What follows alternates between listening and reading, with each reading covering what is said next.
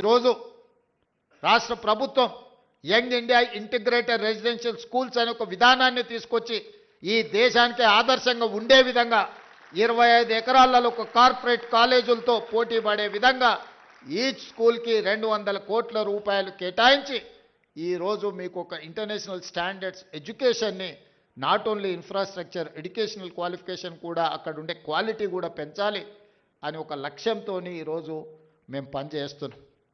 ఈరోజు చాలామంది విమర్శిస్తున్నారు. ఇవాళనే ఒక పత్రికలో చూసిన ఈ SC ST BC minority EWS పిల్లలకు 200 కోట్ల రూపాయలు పెట్టి 100 అంటే దాదాపుగా 25,000 కోట్ల రూపాయలు ఖర్చు పెట్టి కట్టాల్సిన అవసరం ఉందా అని ఒక పత్రిక రాసింది. ఒక రాజకీయ పార్టీకి సంబంధించిన పత్రిక.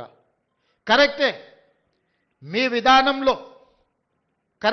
విధానంలో, ఎందుకంటే మీరు అధికారంలో ఉన్నప్పుడు బర్రెలు గొర్రెలు చేపలు చెప్పులు కుట్టుకోండి అనే స్కీములు మీరు తీసుకొచ్చిండ్రు.